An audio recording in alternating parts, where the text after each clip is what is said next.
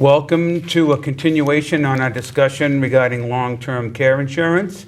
With me, again, is Paul Tanny, my colleague. He's an attorney with an office or offices in Quincy, and he does practice down here on the Cape out of Sandwich. And John Sweezey, who is a long-term care specialist with offices on the Cape. I'm John Kennan, and here we are again for a continuation of our last discussion, JP. We're going to call John JP. And if you could just kind of recap briefly from where we were just a little while ago. Well, just briefly, I'm in Brewster, although I cover southeastern Mass, and long-term care coverage is all I've done for 23 years. And, you know, it's changing enough and complex enough that that's all I really choose to specialize in. Some people try to do a little bit of that and other things too, but I find it to be so challenging and changing so frequently that it keeps me on my toes just doing one thing. JP, is long-term care insurance for everyone? Well, I'd like to say yes, but to back that up, it probably isn't. For everybody. People usually look into this if either their financial person recommended it as the final piece to their financial puzzle, or if they've had an experience with a parent or loved one, or they know somebody who has had that experience, where someone has spent all their money, lost their home, or really impacted family, as in burdening somebody or everybody. So other than those two reasons for motivation, this is an issue that's been talked about a lot in the press, more so lately, because I think more and more people are looking at this at a younger age. In fact, the average age of applicant has come down to be 56. And when I started, it was age 71, 23 years ago. That's amazing. Yeah. Well, interesting situation that I am currently involved with doing some elder law planning for a married couple. One of them is sick at this point and needs long-term care. They did not have long-term care insurance, but the mother was sick, was being cared for at home primarily by the husband and one of the daughters. There's three kids involved with the family. And invariably we see it. Usually the burden comes down to one of the kids as opposed to all three or four pitching in equally. People just don't have the time. People are busy. And here's a situation where I'm saying to myself, geez, if these people had long-term care in place, then they wouldn't be going through some of the trials and tribulations that we're currently going through to get them financially squared away, and not just financially squared away, medically squared away. The daughter was doing the brunt of the work. I mean, she gave up her full-time job to be able to help mom out. And that's more often the case. Right, right. And again, that if they had long-term care insurance, then they could have had somebody coming in. They could have had people relieving the family of the burden. Because I see when it's left up to the family to deal with these situations, hey, sometimes they work out better than others. But I really see the family being strained, not only on a financial situation, but just the emotional burden and just the constant being involved, trying to juggle their own family, their own work, and care for mom or dad. Just a tough situation.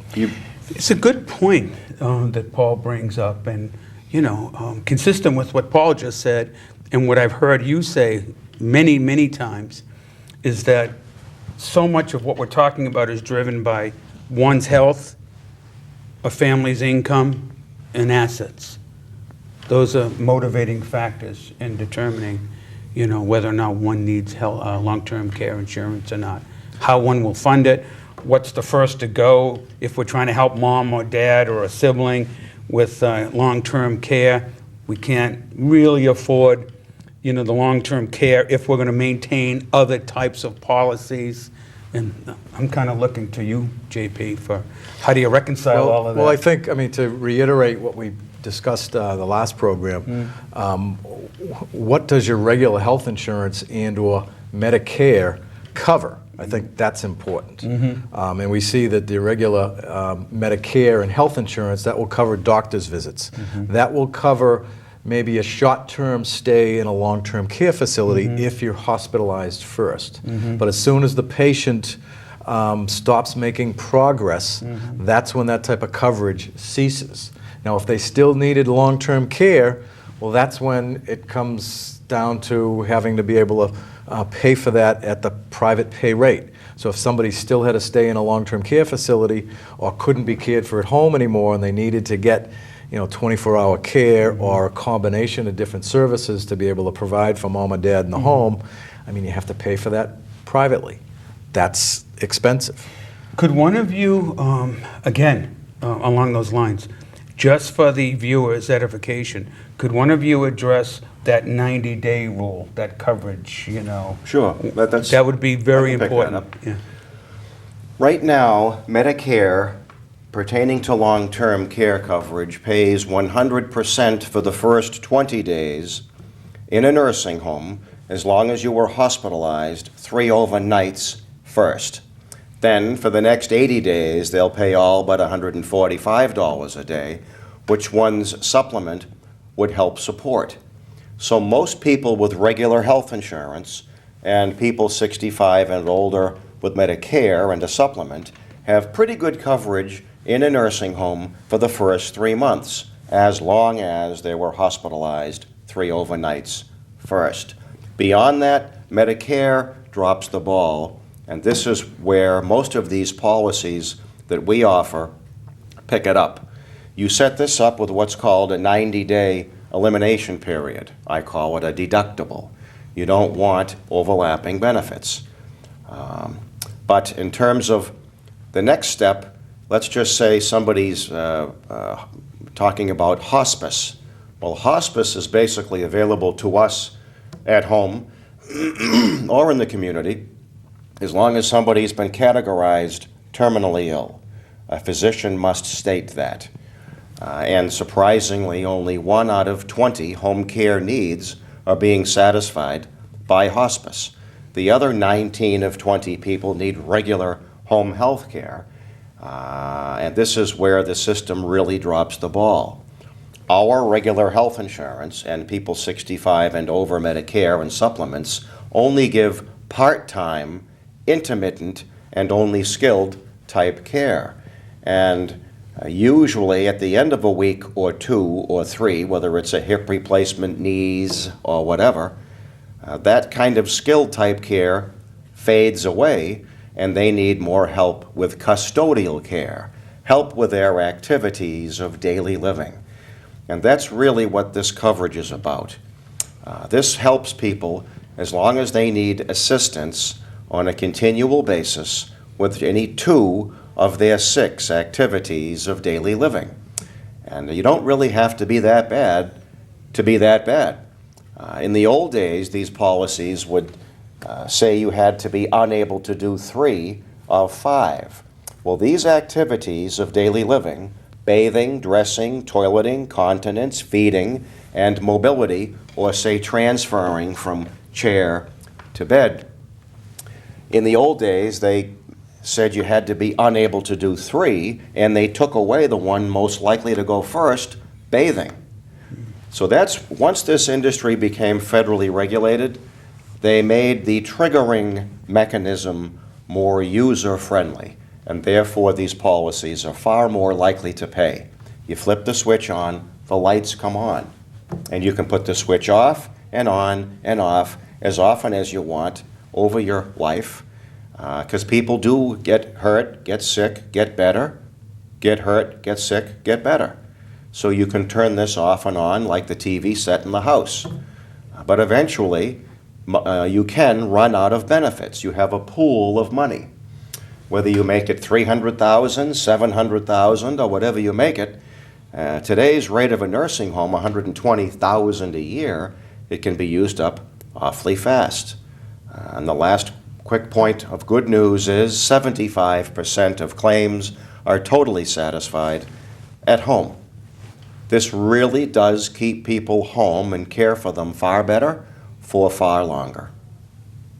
Now, to reiterate, JP, the triggering mechanism now is 2 of the activities of daily living? Right. So if you can't do 2, then that will trigger a successful claim for the policy. That's true, and a claim basically is reimbursement for expenses incurred up to your daily or monthly or annual benefit.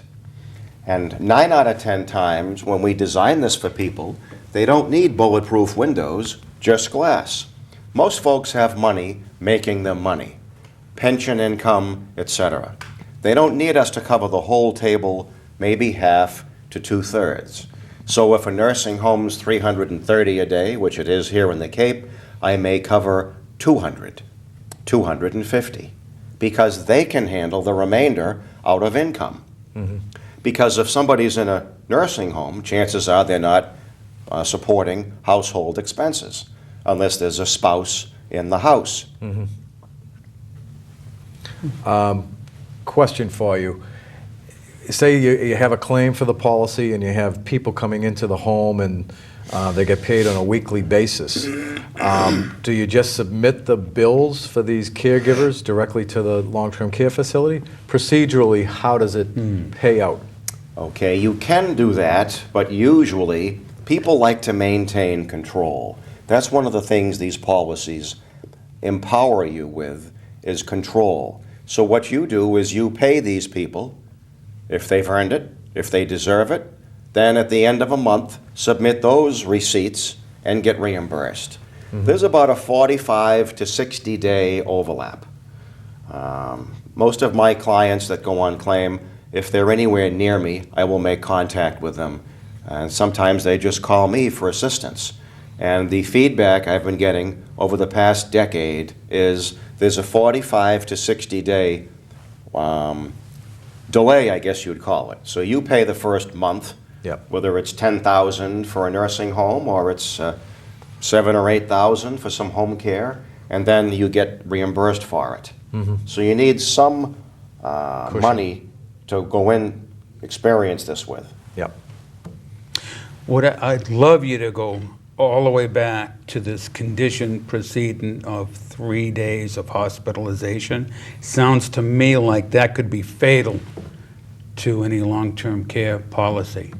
If you're not hospitalized for 3 days? That is only to make Medicare Okay. pay in a nursing home. These policies haven't had a prior hospitalization requirement since 1990. Mm-hmm. So as long as you meet or lack the 2 activities of daily living, you trigger the policy at Right. pay So status. prior hospitalization has no bearing on long-term care insurance. Right, it's just- It has a bearing on whether or not you pay the first 90 days in a nursing home out of pocket, or Medicare and your supplement help support that. So my coaching to people is don't request, but insist that your doctor hospitalize mom or dad, even if First. you have to just run some tests. Yep. You got to be there 3 nights to make Medicare cover. But don't forget, they don't necessarily cover the full 90 days. Right. Right. Okay? They will cover up until the patient plateaus. Mm-hmm. So if they're not making any more progress in their dilemma, then they stop. I mean, they give you about a 2, maybe a 3-day notification, and you can always appeal that. I've never seen a successful Medicare appeal. So pretty much they're saying, hey, we at the long-term care facility have determined that, with the different therapies going on, that the patient is not making any more progress. So when that happens, Medicare ceases, and the health insurance, the supplemental health insurance will cease coverage. So if the person still needs 24-hour care, that's when, okay, now you have to be concerned about private pay. How are we going to pay this? We have had claims where somebody didn't get Medicare to cover the entire 90 days, and they had to pay 20 or 30 or 40. But that isn't going to wipe somebody out. It's more of an aggravation or bad luck, however you want to phrase it. You can get this coverage with a shorter elimination period, a 30-day. I'll give you an example. Nantucket, the nursing home there, for most of its existence, has not accepted Medicare. So when I sell a policy on Nantucket, they'll choose a shorter, either 0 or maybe 30-day elimination period or waiting period, fully expecting no help from Medicare. Yep. Now, what does that do to the premium for the long-term care insurance? Surprisingly, it doesn't raise it up much. It doesn't raise it up much. I would have thought so. Counterintuitive. A 0-day wait for facility coverage may add 15% to a policy. It's not a whole lot. Yep. And on the other hand, let's flip that around for a second. Quite often people being budget-minded, or maybe they've got substantial net assets, they say, look, let's have this have a 180-day elimination period, half a year. Well, we advise against that strongly because, number one, you don't save much. You may save 15, 20% in the premium, not a substantial amount. Yep. But number two, the majority of the time, you'll see people won't necessarily last that long, half a year. Right. And so they've been paying for this long-term care insurance. When they get into the facility, by the time a half a year has gone by, especially with men, they don't often last that long. So it's important to try to focus on a 90-day elimination period for the facility and try to make sure, this is key, if anything you pull out of this today and hang on to, it's this: you must make sure the policy has a 0-day wait for the home care portion. A Genworth policy, as an example, that's given to you free, no charge. Other companies, you pay for a rider that waives the home care elimination period. So you pay another $600, $700 a year to have that feature. It's very important. It's as if you got a car without air conditioning. So you're recommending that they have no wait for home care? Absolutely. That Whereas should if be somebody- mandatory component of the policy. Whereas if somebody needs long-term care, in a long-term care facility, then the recommendation is to typically aim for a 90-day elimination period. Right. Yep. I have a question for you, and it's, it's something that I'm sure people are asking themselves in terms of, am I a candidate for long-term care? Because Insurance? I'm undergoing treatment for cancer. I have a heart condition. I have diabetes. I probably wouldn't qualify for long-term care, so why should I even bother listening to these three gentlemen anymore, discuss this anymore? But something tells me that as long as there's an argument to be made that it's under control, you've got the situation under control physically, that they could be candidates. Okay, that's a great point. Basically, if somebody's got ongoing cancer, they're not going to be able to get through the underwriting to get this. You must wait till there's some kind of resolution. Typically, a breast cancer, prostate cancer takes a year wait with low PSA or after any treatment for breast cancer. Then the person can apply. You mentioned heart attack? Heart condition? Heart condition. Okay. I'm just trying to bring out points that perhaps some of the viewers may be asking themselves. Am I a candidate for long-term care? This sounds interesting. What will my condition preclude me from even calling this fella up at the end of the program? And as always, we urge you to call us, email us. We'll be more than happy to respond in a timely fashion should you have any questions or concerns about what we're talking about. Well, I know I typically say to my clients, sometimes you don't know, but the only way to find out is to go get tested. Yep. You know, see if you are insurable, Yep. if there's any questions To like get that. tested, you mean apply for coverage and see if you can get through the underwriting. Correct. That process takes a good 2 months. There is no physical or samples taken like at home when you're doing life insurance application. Right. But you sign a release allowing the company permission to purchase copies of your medical history. That brings up another quick point. One of the things you don't ever want to say to your doctor is, gee, I've been getting real forgetful lately. Because if they write that down, you'll never be able to get long-term care insurance. So Why? Is that indication of... it's an indication of of cognitive impairment, short-term memory loss, or dementia. The fact that you bring that up and it's written in your record, they'll be extremely unlikely to accept you. Yep. So if you are getting forgetful, tell that to your doctor out in the parking lot, not in the office. How about, JP, talking a little bit about product design? How do you design Good like question. coverage for people? Well, you choose a duration of benefit. Let's pick an example of a 4-year plan is a very common one. A 4-year plan, 4 years are made up of 1,460 days, or 48 months. If your plan pays daily, say $200 a day, it'll pay that amount of money 1,460 times. A 4-year plan's good the rest of your life. Once you start claiming, then the days start running like through the hourglass. Typically, most people claim at home every other day for quite some time. So if you did that for the duration of the claim, a 4-year plan would last 8 years. And if it would pay $200 a day and you only use 100, the other 100 rolls forward and extends the duration of the plan. So you pay really no attention to the label of a 3 or a 4-year plan. Pay more attention to how much money is stamped in the bank book for you to collect on.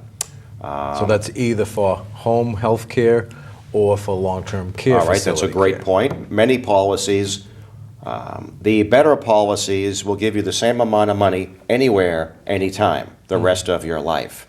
Some of the weaker policies, some of the older group policies, some of the ones that were more budget-minded would give you half the money at home. They did that to limit or reduce their exposure. They're afraid of these claims, these companies. Yep. But the fact remains, 3/4 of the claims are going to happen at home. You want the strength of the policy to be what's it going to do for me at home. So you want no wait and full benefits at home. Now, if somebody does trigger a policy, say mom or dad need some help at home, and they're not able to make 2 or 3 of the activities of daily living, so you have enough there to trigger the policy, will the long-term care companies, insurance companies, will they find help with you? How does that work? Good point. Many of them don't. Many of them simply, it's a factory. You send in for the money, they give you the money. Yep. It's a remote, almost like a robotic situation. The better plans, and again, I happen to pivot to Genworth.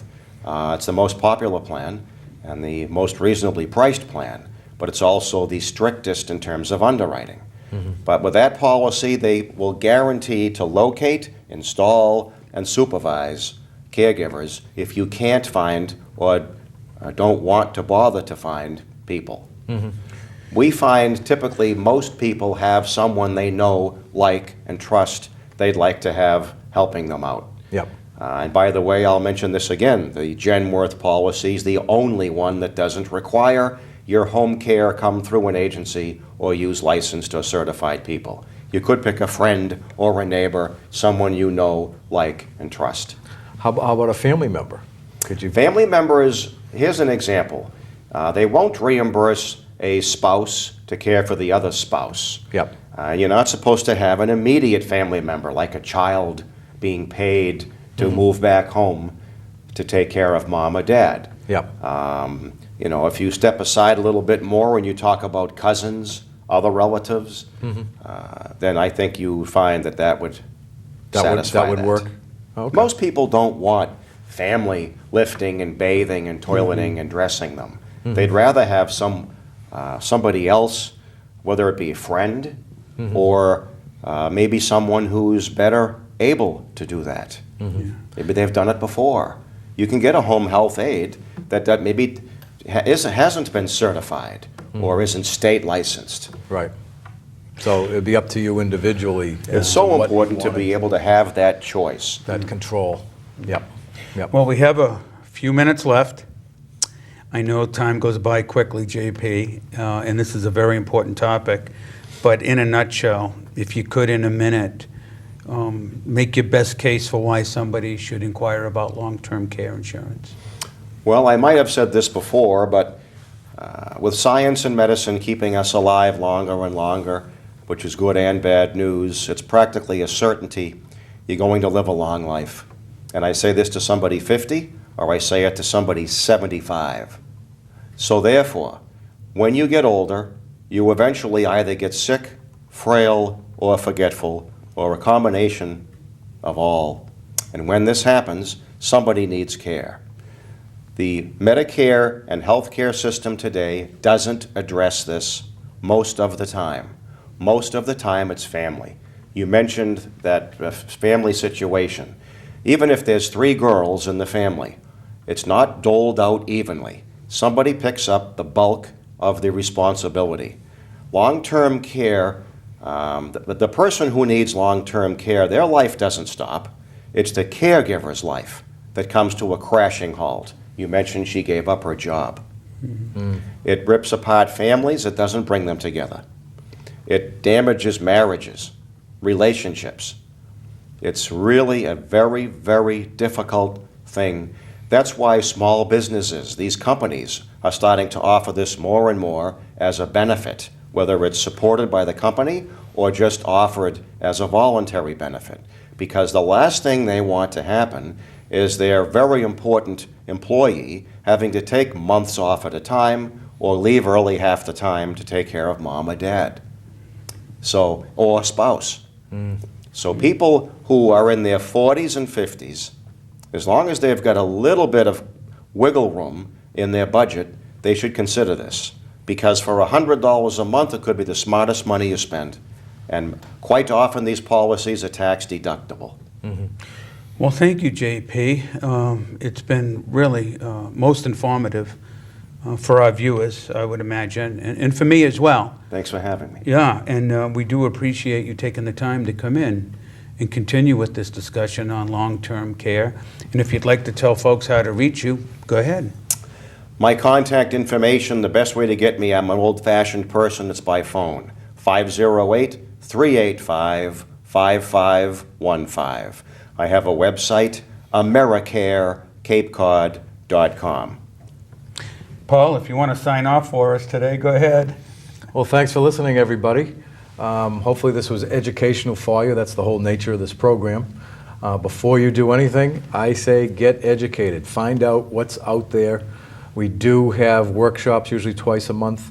You may want to consider going to one of those. Those are educational. It doesn't cost anything. And it lets you know what's out there, what you can do. What you ultimately do with your own estate plan, that's up to you. We're all individuals. We all have individual concerns and separate issues. But the bottom line is find out what's out there and then design an estate plan that's important and that meets your needs. Thank you. Thank you. Until next time, we'll see you, and hopefully we'll have another important topic for you. Take care.